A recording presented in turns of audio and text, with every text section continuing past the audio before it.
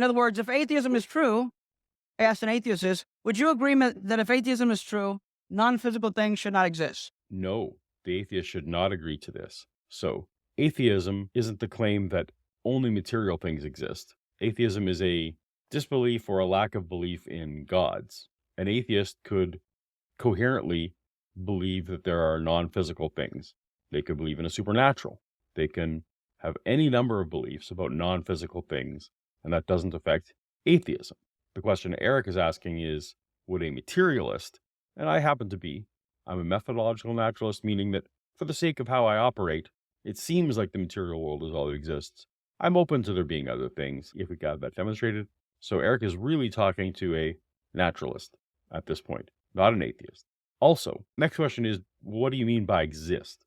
Because, of course, where this is going to be going is, do non-material things exist? And one can imagine already, well, he's going to come up with things like numbers or categories, things like that. Do numbers exist or they not exist? This is really a debate between nominalism and realism. And there are two divided philosophical camps on this as to whether abstractions like numbers, for example, exist. I happen to be in the nominalist camp. I do not think that abstractions exist in any meaningful way of the word exist. I understand some philosophers disagree. The whole point here is, though, that if this is supposed to be, therefore, God at the end of the conversation, you need this to be a much more clear-cut, broadly accepted premise that Eric is going to pitch here, that non-physical abstract objects exist. That is unclear. So the best you could get is maybe God, but he's not going to walk us all the way there. Spoiler. He said yes. I said, okay, put that up. He shouldn't have said yes. He should have asked what I asked. He should have recognized that that's not atheism, that's materialism. And he should have said, what do you mean by exist? This still means if something non-physical did exist, well, then atheism would be false. Nope. If a non-physical something existed, and we'd have to figure out what the word exists even means, that wouldn't mean atheism is false, because atheism isn't a denial of all physical things. So we can put it this way. If atheism is true, consciousness must be physical. But if consciousness is not physical, well then, again, atheism cannot be true. No, that's not a correct conclusion. Again, for the reasons I said. We're going to talk about consciousness here a little bit, but consciousness, even if you could demonstrate for me that consciousness was entirely non-physical, that does not mean atheism is false. That doesn't mean there's a God, a creator God, any kind of God. Those are category errors there. So the question is consciousness physical? And the answer is no. Consciousness is physical by everything I've been able to observe and think about. Here's the problem, is that people don't think about this problem much. First of all, people don't have a clear definition of what consciousness really is. And so it makes it very easy in these conversations for the Christian and the non-believer to be in very muddy waters because they may or may not be even talking about the same kind of thing. Let's think about consciousness as in terms of what it is like to be a thing, because that's often a definition that is used by those who think about this a lot. So consciousness, what it is like to be a thing. In order for it to be like something, that thing would at least need to be able to be thinking thoughts, right? And so consciousness, at least in some component of it, is a string of thoughts, a collection of thoughts. Now, are thoughts physical? Why? Briefly. Take the mind and brain. Are they the same thing? No, your thoughts are not in your brain, they're in your mind, but your mind uses your brain like a guitarist would use a guitar. Wow, that's just straight up substance dualism, and that is not concluded by any means. Mostly that is a religious belief, but that's the idea that there's some substance out there driving our brain. Now, if that was actually true, eventually someday we're going to discover this mechanism by which this consciousness or the mind, which is entirely separate from the brain, what's the mechanism by which it's using our brain to fire neurons, to have electrical impulses, to make all this stuff happen? Because undeniably, our brain is driving our body. There's no reason to think that something outside of the brain is necessary for any of these things. So his just declaration that those are things, that is an assertion that we would need citation for, my friend. Notes of the guitar are not in the guitar. You don't break up the guitar and the notes fall out. Same thing with the mind and brain. Okay, so he used the guitar as an example. The notes of the guitar aren't in the guitar, and he's trying to say that that's the same way thoughts and the mind are in the brain. Now, first, he's actually trying to get to the idea that thoughts aren't physical. And perhaps he's trying to also play on the idea, for someone who hasn't thought about it very well, that notes aren't physical. But are notes physical? What are notes? Notes are sound waves in the air. It needs a medium. There's no sound in space where there isn't air, a physical medium by which to transmit those things, right?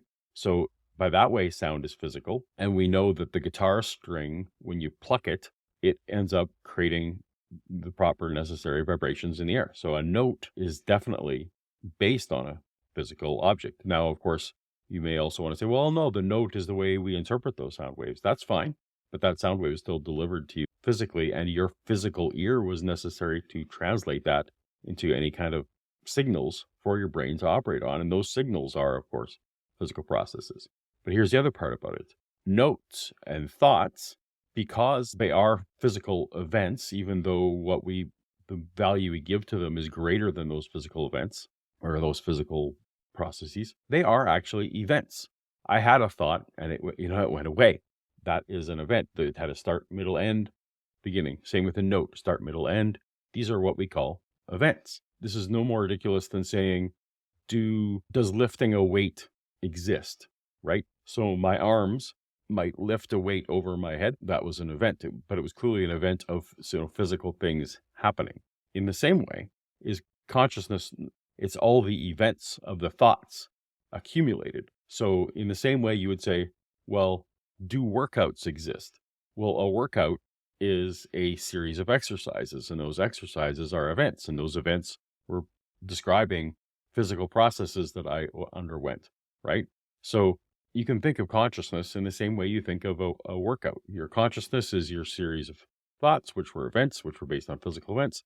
Same thing in consciousness. I know that's way crazy, too simplified, but it's good enough to think about it this way to understand why what Eric is saying is nonsense. Here, how they're different. My thoughts can be true or false, but my brain isn't true or false. First of all, composition error. So for those of you who don't know what composition error is, it's the idea that the sum of the parts must be the same as the collection of the parts. So, for example, every part of an elephant is theoretically light, but that doesn't mean that the elephant is light. You can't take descriptions of components and apply that to a whole. So there's that. But also, your thoughts are not true or false. Only propositions are true or false. Now, some of your thoughts are about propositions. And so only in those cases is there a true false value. For example, a thought might be to raise or lower my arm when I was trying to demonstrate about lifting weights. That was a thought. Was that true or false? There's no proposition there to evaluate truth value. So again, he's playing on the fact that people don't think about these things very deeply or very often because they're so intuitive, playing on that intuition and twisting it all around. My brain can weigh 3 pounds, but the thought that I'm talking to you right now does not weigh 3 pounds. An elephant's liver does not weigh 3,000 pounds, but the elephant's liver is obviously part of the elephant. That's just crazy. Also, but think about, if you think that this makes sense in the brain sense, think about the fact of how much more does your phone weigh when you take a picture? Undeniably, something was added to your phone, but does it weigh more? No, because during the process of taking that picture, just things were rearranged. The existing molecules still exist, but they're in a different pattern now. It's the same with a thought. Your brain isn't getting heavier or lighter based on your thoughts. I can't believe anyone's going to fall for this stuff. You may be having heavy thoughts this morning, but you're not going to buy a neck brace when we leave the church. I'm frustrated because these are the kind of things when I was a Christian, I didn't think about deeply. I would have just nodded my head. Yes, Eric, this makes perfect sense. My brain can be 7 inches long, but the smell of a rose or the taste of a banana is not 7 inches long. I think composition error, these are all just going to be compounding, all the same argument, all the same problems. And there's a lot more I can go through, but the point is simple. If all the properties of the brain are physical and all the properties of the mind are non-physical, then consciousness, if it exists, cannot be physical. So, Mr. Atheist, if consciousness... So, again, you need to get these definitions now. Eric, what is a mind? Because you, my friend, are playing on your intuition of what a mind is and my intuition of what a mind is. But I'm guessing that your definition of a mind is everything that you would call non-physical about consciousness. All these abstractions. we didn't really get into nominalist abstractions. That's fine. Like a nominalist abstraction would be, for example, dogs is an abstraction, right? There, you would say, well, do dogs exist? Well, animals exist that we would categorize as dogs based on your definition of a dog.